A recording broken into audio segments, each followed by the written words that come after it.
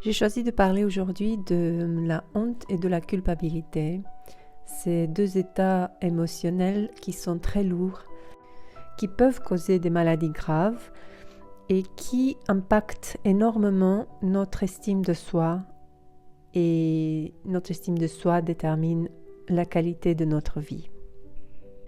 On va commencer par la définition. Alors, qu'est-ce que c'est la culpabilité? Qu'est-ce que c'est la honte? Donc la culpabilité est une perception, une fausse perception que nous avons causée à quelqu'un de l'extérieur, plus du négatif que du positif, plus de douleur que du plaisir, plus de désavantages que des bénéfices. Donc plus de moins que du plus.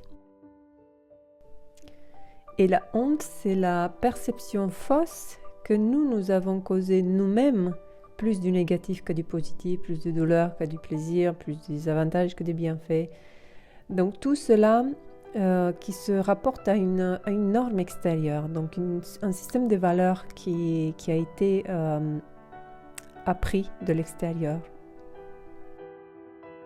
Cet exercice a été créé par Dr. John Demartini et je l'ai appris dans une formation que j'ai suivie il y a 2 ans.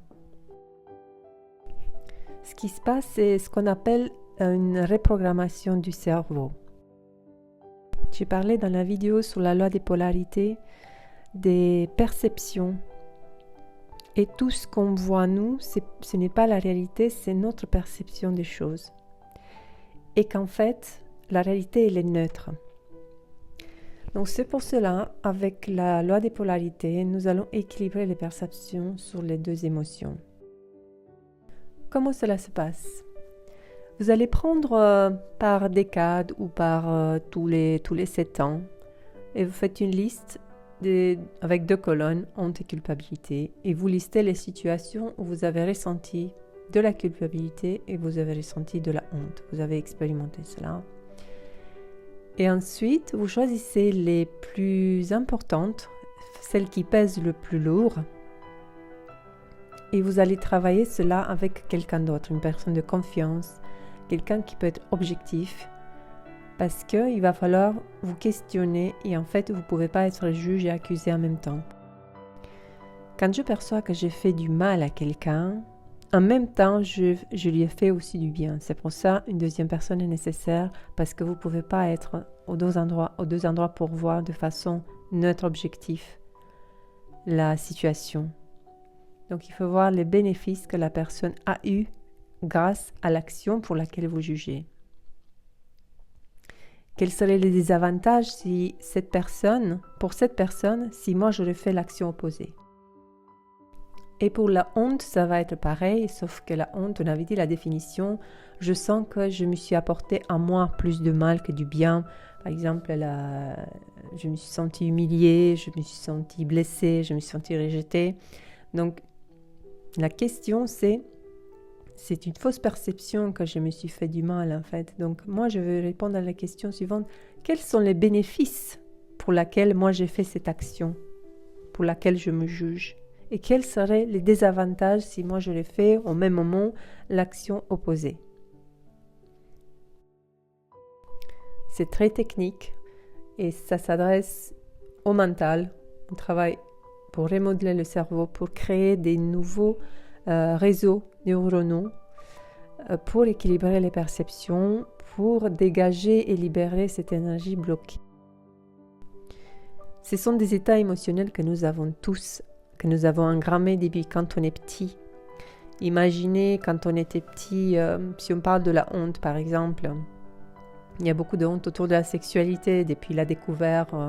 Quand on était petit, on a entendu nos parents faire l'amour, ensuite l'adolescence, la découverte du corps, ensuite les premières expériences. La culpabilité, il peut y avoir des petites choses comme quand on a volé, je sais pas moi, des livres ou des timbres ou je sais pas ce qu'un enfant, ou des jouets ou plus tard peut-être on a volé de l'argent ou peut-être on a provoqué un accident, on a tué un animal. En fait, il faut chercher parce qu'on est tous différents et toutes ces situations ont des emprises différentes sur chacun.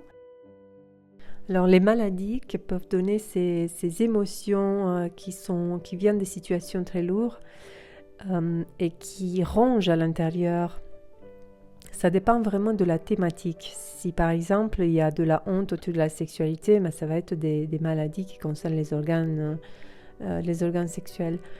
Si c'est lié à la culpabilité, ça dépend vraiment de où on ressent l'émotion dans le corps. C'est en fonction de ça que la maladie se localise. Si maladie, si l'émotion, la tension se sent plutôt au niveau du ventre, ça peut être des maladies digestives, des problèmes digestifs graves.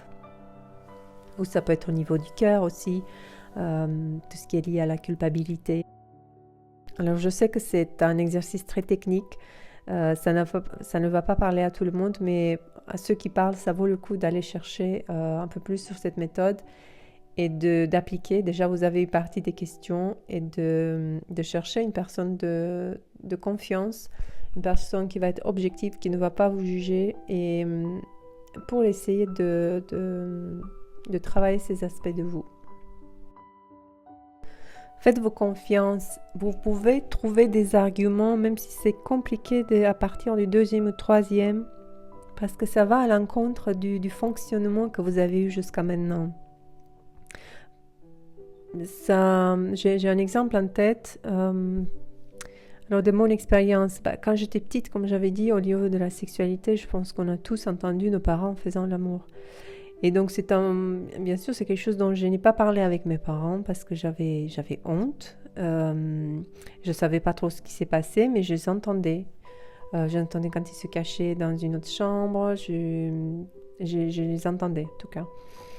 Et dans tous les arguments que j'avais trouvés, il y en a un qui a fait tilt pour moi, et c'était que pour eux, c'était la seule façon possible pour eux, à ce moment, de me communiquer ce que c'est la sexualité, ce qui se passe entre deux adultes, deux parents, entre maman et papa, et entre deux personnes qui s'aiment. Et de ce que j'avais vu, moi, par rapport à moi j'ai des petits bobos par rapport à d'autres personnes qui ont vécu des choses plus lourdes. Mais c'est impressionnant. Le degré de difficulté et de lourdeur de certaines situations que cet exercice peut équilibrer par les perceptions. Mais encore une fois, c'est quelque chose qu'on ne peut pas faire tout seul. C'est un exercice qui est très intime, qui est très personnel, qui demande un cadre bien défini, et c'est pour cela, moi, je pense qu'avec une personne de confiance, on peut le faire. Et même si je comprends la difficulté de pouvoir l'écouter, à mettre en place cet exercice, je pense que s'il y a une seule personne à qui ça a parlé, pour moi, c'est suffisant. Merci pour votre écoute. À bientôt.